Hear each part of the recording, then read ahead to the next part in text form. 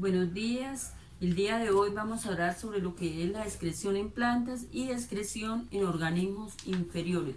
Esto es para el grado octavo. Entonces vamos a mirar organismos inferiores como cuáles, como las bacterias.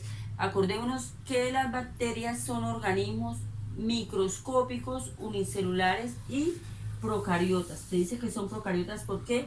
Porque ellas no tienen membranas definidas como tal, sino tienen un único cromosoma a manera de núcleo, tienen un citoplasma, tienen organelas rudimentarias, tienen acá flagelos, tienen acá los pilis, como unos pelitos que les sobresalen, están envueltas por una cápsula y una tiene membrana celular y una gruesa pared celular. Entonces, la excreción en estos organismos, ¿cómo ocurre? Estos organismos pueden ser anaerobios y organismos aerobios. Anaerobios son aquellos que pueden sobrevivir sin oxígeno y aerobios los que requieren del oxígeno para vivir. Entonces, en los organismos anaerobios, ellos excretan sustancias de desecho como en organismos anaerobios excretan sustancias de desecho como el ácido sálico y en los aerobios excretan sustancias como el dióxido de carbono y agua.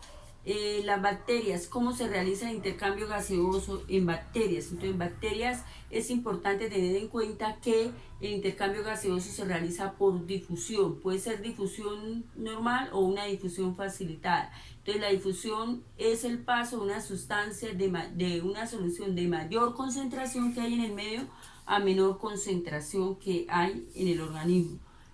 Puede ser más que todo por transporte pasivo o en caso de que la sustancia que va a ingresar sea muy grande, entonces se utilizaría transporte activo con gasto de energía.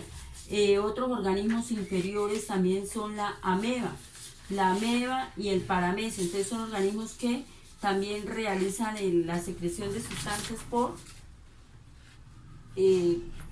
transporte pasivo y por difusión. Entonces ellos generalmente, estos organismos, se caracterizan porque tienen pseudópodos o falsos pies con los cuales se desplazan, son acuáticos, tienen un núcleo, son organismos ya más evolucionados, son organismos que se caracterizan porque tienen células eucariotas. Entonces tenemos acá la ameba y tendríamos otro tipo de estos organismos, es el paramecio. Acá tenemos el paramecio. En el paramecio, ¿qué diferencia? El paramecio se caracteriza porque tiene cilios. Entonces, a través de los cilios ellos toman corrientes de agua para llevar el alimento acá a través del canal oral. Tienen una citostoma y una citofaringe. Tienen vacuolas contráctiles y igual que los otros organismos, entonces por difusión. La mayoría de organismos inferiores unicelulares realizan el transporte de sustancias, secreciones, excreciones, etcétera, por difusión. Ahora miremos las plantas. ¿Qué caracteriza una planta? Entonces, una planta superior se caracteriza porque está formada por tallo, raíz y hojas, ¿cierto?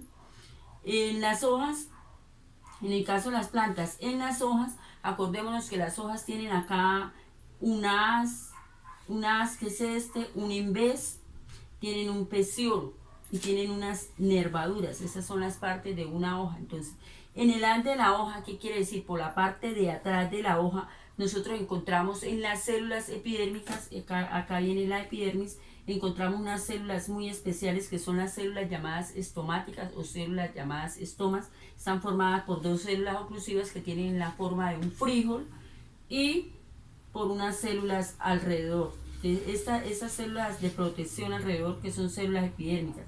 ¿Qué hacen ellas? Entonces las plantas excretan sustancias también, igual que los otros seres. Ellas realizan intercambio gaseoso. Una de estas sustancias es el oxígeno y el dióxido de carbono. Realizan intercambio gaseoso. Pero en las plantas no se ve un sistema como tal, como los animales o el hombre, porque las plantas, la mayoría de los productos que excretan, vuelven los asimila, los reutiliza. En el caso de las plantas, ellas a través de los estomas realizan el intercambio gaseoso, realizan el intercambio de oxígeno por dióxido de carbono en el proceso de la respiración. Y también tienen unas estructuras a manera de como unas pequeñas aberturas acá, poros en los tallos. Los tallos ayudan a eliminar entonces el exceso de dióxido de carbono con esto. Entonces ellos respiran y todos estos procesos, el dióxido de carbono y el agua, son reutilizados en el proceso de la fotosíntesis. Acordemos que la fotosíntesis es el proceso mediante el cual las plantas verdes toman su alimento o realizan su propio alimento, de donde tomando la energía del sol. Acá tomaría la energía del sol, cae acá los cloroplastos, en presencia de luz solar realiza el proceso de fotosíntesis y libera oxígeno. Entonces ella realiza el proceso contrario, por eso los productos que ella libera mediante el proceso de la respiración los reutiliza en el proceso de la fotosíntesis. Además, en las plantas encontramos que ellas excretan otras sustancias. En el caso de las flores, por ejemplo, las flores ellas tienen en su estructura unas sustancias que atraen a los organismos polinizadores para realizar la polinización, atraen a las abejas, a los organismos que las polinizan para poder realizar la polinización. Entonces ya en el estigma de las flores excretan ciertas sustancias que son olorosas.